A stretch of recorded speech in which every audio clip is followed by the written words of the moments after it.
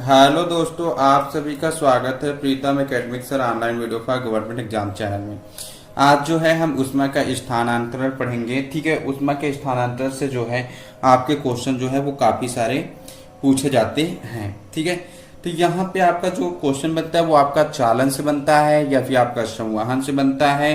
ठीक है, तो यहाँ पे आपको यही चीजें आपको क्या करना है, समझने की जरूरत है कि क्या होता है। तो देखिए, आपको यहाँ पे सबसे पहले आपके देखिए कि जो आपका उष्मा का स्थानांतरण है ये क्या होता है। तो देखिए, उष्मा जो होती है वो उच्च ताप के पिंड से निम्न ताप के पिंड की ओर क्या होती है, स्थानांतरित होती है। ठीक है, एक वस्तु से दूसरी वस्तु में जो उष्मा होती है वो तीन प्रक्रमों द्वारा स्थानांतरित हो सकती है या होती है। ठीक है, जैसे कि आपका चालन है, संवहन है, विकिरण, ये आपके तीन प्रक्रम है। तो उष्मा का स्थानांतरण जो होता है वो आपका उच्च ताप के पिंड से निम्न ताप की ओर होता है। ये जो होता है वो आपका तीन प्रक्रमों द्वारा स्थानांतरित होती है उष्मा। सबसे पहले आपका चालन, फिर संवहन, फिर आपका विकिरण। यह चीज जो है सबको आती है, लेकिन यहाँ पे कुछ जो क्वेश्चन पूछा था वो आपके लिए बहुत कंफ्यूजिंग क्वेश्चन होता है, तो इसलिए आपको वीडियो तक को लास्ट तक देखते रहिए। सब देखिए, आपका सबसे पहला आता है आपका चालन। चालन क्या होता है? वह प्रक्रम जिसमें उष्मा किसी वस्तु के गर्म सिरे से ठंडे सिरे की ओर स्थानांतरित होती है, चालन कहलाता है। ठीक है, इसका मीन्स यह है कि एक ऐसा प्रक्रम जिसमें आपका उष्मा जो होती है वो अगर वस्तु के गर्म सिरे से ठंडे सिरे की ओर स्थानांतर होती है तो वो प्रक्रम आपका चालन कहलाता है। ठीक है, यहां से क्वेश्चन जो पूछा जाता है कि चालन जो होता है वो किस में स्थानांतरित होती है, चालन के प्रक्रम द्वारा उसमें किस में स्थानांतरित होती है, तो वो आपकी ठोसों में। ये आपका क्वेश्चन आपका सीटेट में पूछा जाता है। ठीक है, कि अगर ठोसों में आपका ठोसों में उष्मा प्राय चालन के प्रक्रम द्वारा क्या होती है, स्थानांतरित होती है। ठीक है, अब जैसे कि आपका एक एग्जाम्पल हमने दिखाया है कि आप एक जैसे लोहे की छड़ ले लें या एल्यूमिनियम की छड़ ले लें। ठीक है, इसको आप एक सिरा जो है आपका इसका मोमबत्ती के सामने रखें, दूसरे सिरे को आप क्या करें कि आप स्टैंड पर लगा दीजिए या आप ईंटों के बीच में आप रख दीजिए। इस पे आप क्या करें, मोम के छोटे छोटे टुकड़े आप रख दीजिए इस लोहे की राड पे समान दूरी पे, जैसे हमने यहाँ पे रखे हैं। ठीक है, तो यहाँ पे आप देखेंगे जब आपको यहाँ पे उष्मा जब इसको राड को मिलती है मोमबत्ती के द्वारा, तो क्या होता है कि जो आपका जो मोम का हिस्सा मोमबत्ती के समीप होता है वो नीचे गिरता है, फिर उसका बाद ये गिरेगा, इसका वो ये भी ये। तो इसका मतलब क्या हो रहा है कि उस जो आपका सबसे समीप वाला हिस्सा है वहां से आपकी उष्मा जो है वो आपकी ठंडे सिरे की ओर यहाँ पे आपकी आ रही है, इसलिए ये प्रक्रम जो कहलाता है वो आपका चालन कहलाता है। क्लियर है? अब यहाँ पे नोट। ठीक है, यहां से आपका क्वेश्चन पूछा गया है। ठीक है, देखिए क्या है कि जो पदार्थ अपने से होकर उष्मा को आसानी से जाने देते हैं उसे उष्मा का चालक कहते हैं। ठीक है, इनके उदाहरण हैं जैसे आपका एल्यूमिनियम है, आयरन है, कॉपर है। इसमें इनसे क्या होता है कि आपका जो उष्मा होती है वो आसानी से चली जाती है। ठीक है, इन चीजों में तो आपका ये आपके कहलाते हैं क्या कि चालक। नेक्स्ट आपका आता है कुचालक। ठीक है, जो पदार्थ अपने से होकर उष्मा को आसानी से नहीं जाने देते, मतलब उनसे उष्मा प्रवाहित नहीं की जा सकती, वो आपके उष्मा के कुचालक कहलाते हैं। ये आपका सीटेट में पूछा गया, इंपॉर्टेंट यहाँ पे लगाए हुए हैं। वहां पे आपका एक ग्रुप था, उसमें पूछा गया कौन सा ग्रुप आपका कुचालक का है। ठीक है, तो उसमें आपका प्लास्टिक था, लकड़ी था, ठीक है, और भी एक चीज था। तो आपका देखिए, आपका जो जिनसे आपकी उष्मा जो है आसानी से नहीं पहुंच पाती है, जिन चीजों से जिन पदार्थों से, वो आपके उष्मा के कुचालक कहलाते हैं। तो आपका प्लास्टिक है, लकड़ी है। अब कुचालक को जो है उष्मा रोधी भी कहते हैं, ये भी आपको पता होना चाहिए। कुचालक को जो है हम उष्मा रोधी भी कहते हैं। क्लियर हो गया? नेक्स्ट आपका आता है संवहन। ठीक है, संवहन क्या होता है? ठीक है, कि संवहन से आपका क्वेश्चन कहां से पूछा जाता है, इसलिए आप देखते रहिएगा कि आपको अभी बताएंगे क्वेश्चन कहां से पूछा जा सकता है सीटेट में। देखिए, जब जल को गर्म करते हैं तो लौ के पास का जल गर्म हो जाता है। देखा होगा कि आप जब जल को गर्म करते हैं तो जो आपका लौ के पास वाला हिस्सा रहता है नीचे जल्दी गर्म हो जाता है, ऊपर देखते हैं आप लेट में गर्म होता है। इसका ये संवहन प्रोसेस के द्वारा है।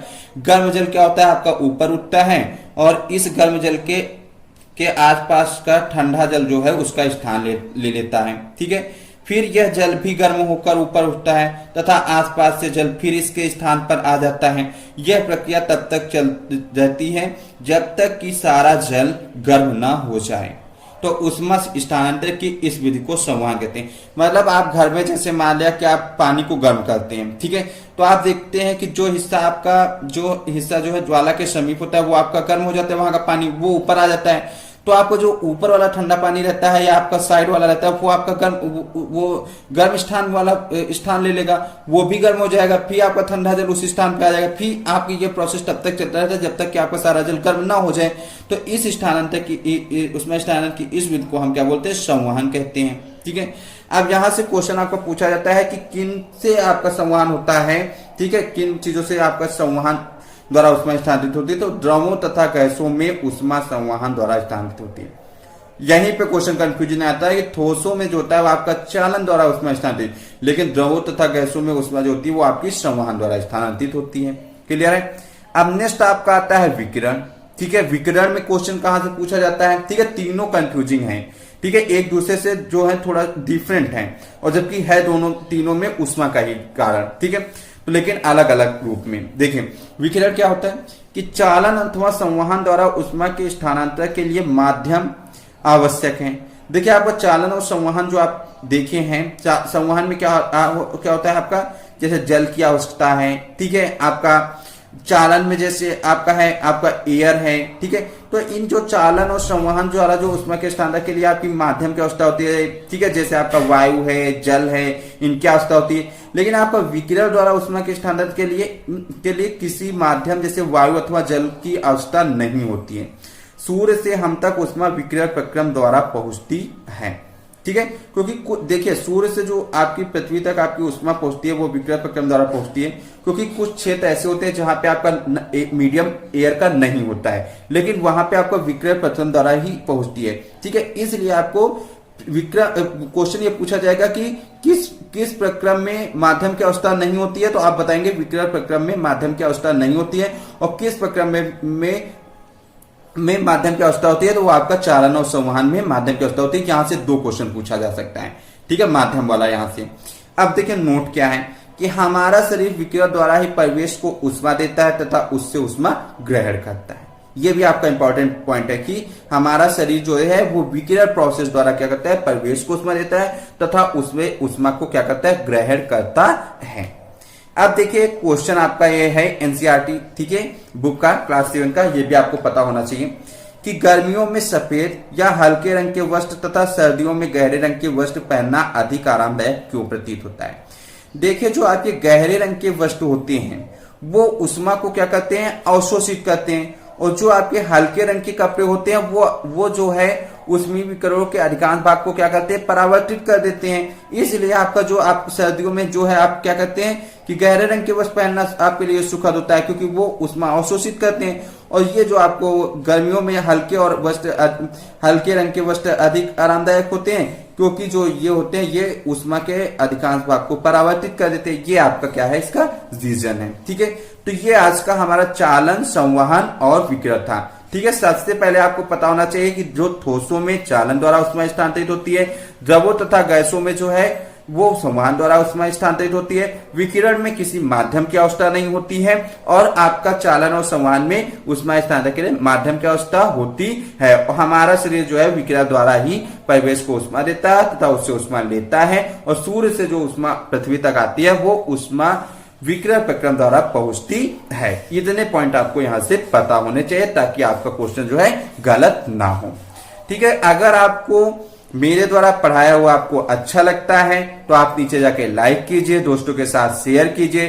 ठीक है, अगर आप चैनल पे पहली बार आए हैं तो आप चैनल को सब्सक्राइब कर लीजिएगा, ताकि आपको ऐसी ही जो है साइंस की शॉर्ट नोट्स आपको टाइम टू टाइम मिलते रहे, क्योंकि हम जो है साइंस का शॉर्ट नोट जो है आपके लिए इंपॉर्टेंट है, यहीं से आपके सीटेट के क्वेश्चन पूछे जाते हैं। ठीक है, तो thanks for watching, love you all, जय हिंद, जय भारत।